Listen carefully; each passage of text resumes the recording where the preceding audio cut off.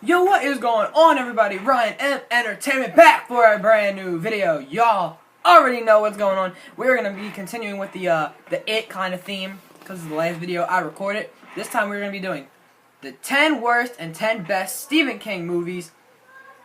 Let's see when this was put out. October 3rd, so maybe the new Stephen King, well, maybe the new It will be on there, I'm not really sure. And will they count the old It, because it's a mini-series? I guess you can count it as a movie, though. Anyway, 3. Switch hands. 2. 1. Let go! Stephen King's books have been adapted to film or television over 100 times, making him the all-time king of adaptations. I have to watch The Shining, but I also want to read the book. But while It's some on my list adaptations of his works rank books among I gotta the get most to beloved read. films of all time, others are hardly worth remembering at all. And I did To just see help you Gerald's pass Game out as the well. good That from was the bad, alright. Here's a list It of wasn't the 10 like... worst and 10 best Stephen King No, it was pretty good. adaptations I'd say it was so definitely far. good. Not in any I particular wouldn't mind order, reading that but book. starting with the ones that probably don't deserve your time. Cell.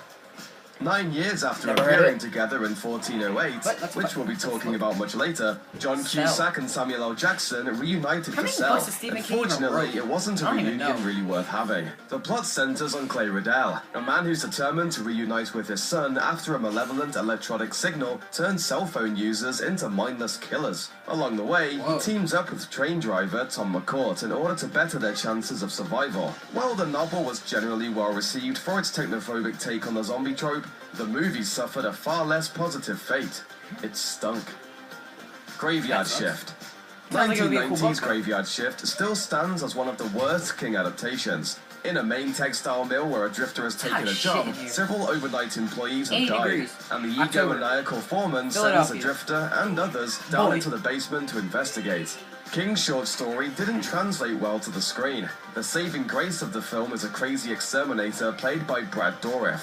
This place is infested. That might be the understatement of the year. But even that's not enough to save this movie. Thinner.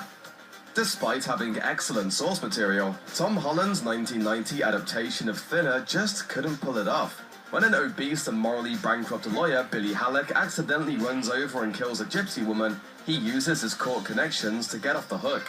The woman's elderly father takes revenge by placing a curse upon Halleck, one which soon has him uncontrollably losing weight to the point of emaciation. The premise is definitely scary, but the effect falls flat on the big screen, especially when we're confronted with the actor in a terribly fake latex fat suit that only gets slightly less hilarious as he sheds the pounds. Maximum Overdrive. Stephen King himself stepped behind the lens for the 1986 adaptation of his own Maximum Overdrive. It was my first picture as a director, and you know something? I sort of enjoyed it. Others, however, did not. This movie puts Earth in the tail of a comet, after which once-a-day machines suddenly come to life and go on a murderous rampage against humans.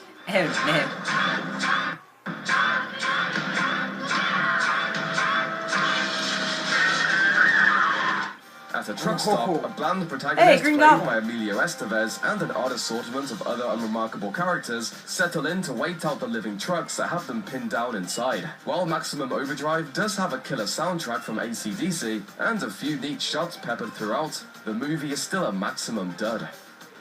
Needful Things. Although the novel Needful Things is a favourite among King fans, the 1993 film adaptation of the story might leave audiences ready to sell their own souls to the devil just to get it over with. Set in Castle Rock, Maine, Needful Things follows a character named Leland Gaunt, opening an antique store called, you guessed it, Needful Things. Many of the town's residents soon find their heart's desires fulfilled by the store's items, some of which have a distinctly supernatural bent. But Gaunt's prizes are nearly too good to be true. Rather than heaps of cash, Gaunt just wants the town people to play pranks on each other. But those small misdeeds end up igniting some intense rivalries, and things turn violent very quickly. We're having fun now. If that sounds like an intriguing story, that's because it is. King's written version of Needful Things is certainly worthy of your time, but the movie's failure to translate the character development of many players involved renders this movie a total wash. At least we got a pretty great Rick and Morty episode out of it. A typewriter that generates best-selling murder mysteries and then makes the murders happen in real life? Ooh! Be quiet. The Mangler. Toby Hooper's 1994 adaptation of King's short story The Mangala somehow spanned 2 sequels, but the original was not actually very good. The movie stars Freddy Krueger actor Robert Englund as a sinister laundry service owner whose machine has been possessed by a demon that's been activated by the presence of blood and over-the-counter antacids. Yes, really. The original short story was pretty threadbare to begin with, but the movie completely ignored the opportunity to make a campy pick that pokes fun at itself. Instead, we're left with a ridiculous and gory flick that goes on way too long and takes itself much too seriously. Riding the Bullet. When King published his 2000 novella Riding the Bullet, it was generally well received by critics and made history as the first mass-distributed ebook. The story follows Alan Parker, an erotic and depressed college student whose obsession with worst-case scenarios nearly drives him to suicide. After receiving news that his mother has had a stroke, Parker decides to hitchhike so he can reach her before she passes. But instead of culminating in an exciting thrill ride, the movie renders the journey completely boring. Add this to your skip list. Dreamcatcher.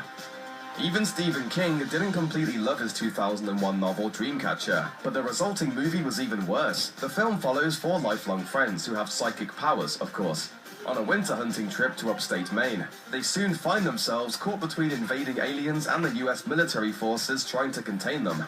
Thomas Jane, Damian Lewis, Timothy Olyphant, and Jason Lee do fine work as the friends, but Morgan Freeman falls flat as an overzealous commander with ridiculously distracting eyebrows. What results is an overly long, free associating mess of a movie that could have been much better if it had just stuck to one tone.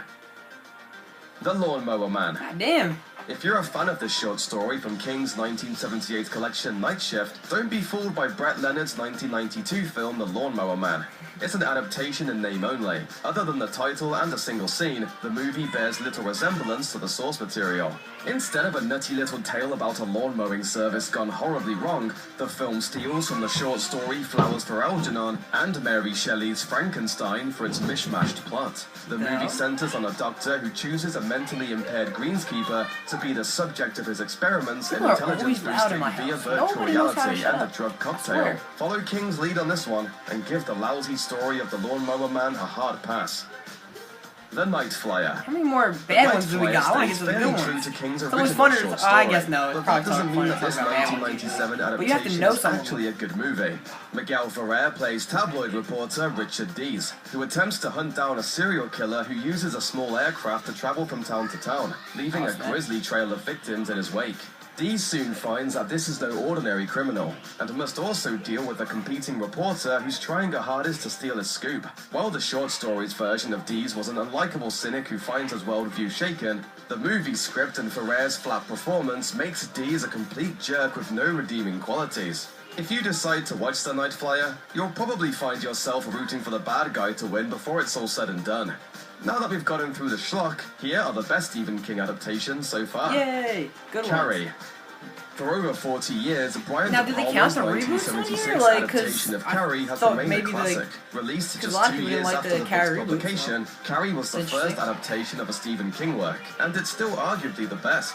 Featuring Sissy Spacek in the title role, this supernatural tale sets the hook of suspense and reels in the viewer without remorse. Spacek as it turns ethereal and terrifying as Carrie, and Piper Laurie delivers a commanding performance as her oppressive mother Margaret. Even though it's a little dated today, the original vision of Carrie still holds up as a must-watch Stephen King movie.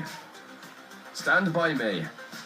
Unlike many King adaptations, Stand By Me is more coming-of-age drama than horror. Based on King's semi-autobiographical short story The Body, it follows 4 adolescent boys in a small Oregon town who embark on a journey to find the corpse of a missing boy. Thanks to the off-screen friendship forged by actors Will Wheaton, River Phoenix, Jerry O'Connell, and Corey Feldman, the authenticity of the characters' connection was incredibly real. Stand By Me remains a classic today, and even those who don't like horror films can enjoy the Stephen King story. The Dead Zone. David Cronenberg's 1983 adaptation of Stephen King's The Dead Zone remains a more accessible movie than King's more horrific works. The story focuses on Johnny Smith, a man who wakes up from a coma to discover he has unexplained psychic powers, and finds himself on a collision course with destiny during a pivotal election. It's a masterpiece of thrilling and suspenseful storytelling that strings viewers along before the final climactic scene. The Shawshank Redemption. Although it registered very little impact in theaters upon its release, director Frank Darabont's 1994 prison drama The Shawshank Redemption has gone on to become one of the best-loved films of the last 30 years. The movie tells the story of two prisoners serving life sentences at the Shawshank State Penitentiary, who become dear friends despite their difficult circumstances. Starring Tim Robbins and Morgan Freeman in the lead roles, The Shawshank Redemption is a gritty tale with a lot of heart, and plot points that transcend the generations. The Shining. All work and no play might make Jack a dull boy, but The Shining most certainly isn't dull. Stanley Kubrick's 1980 version of The Shining still stands as one of the most beloved King adaptations, even if the author didn't care for himself. It's on Netflix too. I don't know why. The movie follows writer Jack Torrance, his wife Wendy, and their young son Danny as they travel to Colorado to become the winter caretakers of the opulent and haunted Overlook Hotel. Danny's psychic abilities allow him to see the terrifying past of the Overlook, and his troubled father's inner demons are exploited by the spirits still haunting the hotel.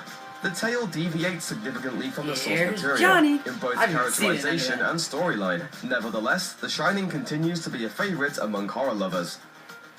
Misery. I knew this was going to be on here too. A psychological thriller directed by Rob Reiner about fan obsession gone horribly wrong. 1990's Misery was a critical and commercial success that launched Kathy Bates' career, and for good reason.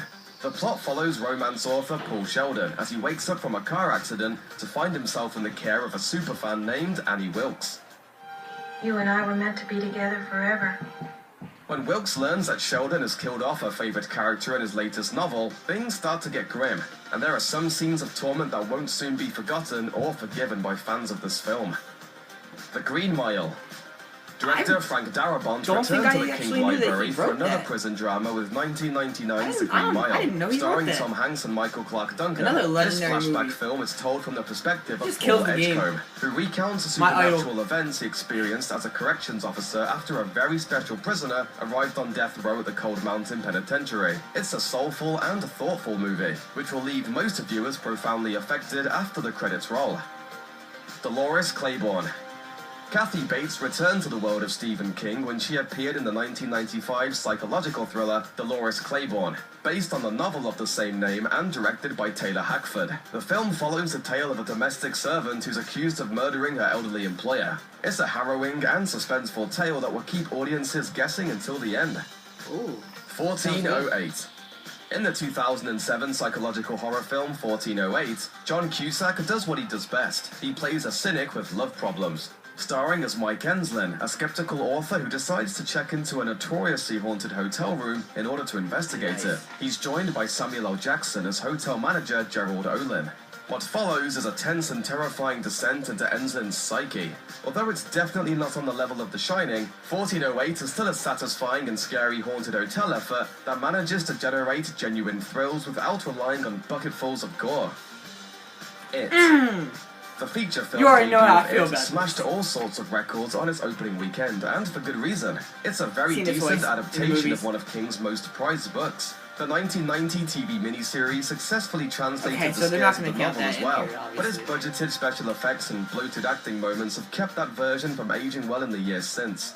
The new version of it, however, is much sharper and more intense, and also presents the heart and wit of the novel's characters. Scary clowns might be a cultural phenomenon that makes Pennywise a timely terror, but count on this one to be more than just a flash-in-the-pan favorite. You'll float too. Thanks for watching. Click the looper icon to subscribe to our YouTube channel. Already know. Great movie. Fantastic. It was so, can't wait to buy it on DVD.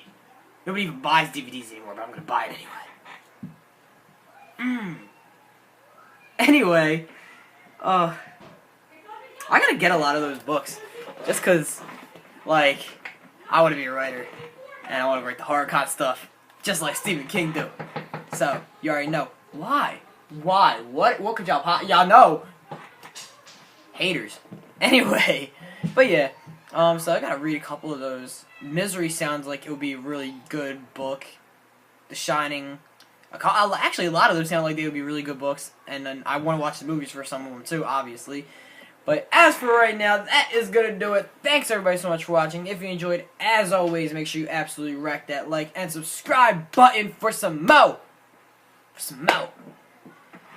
Links to the channel description and down below. links to the channel in the description down below. There you go. That one was better.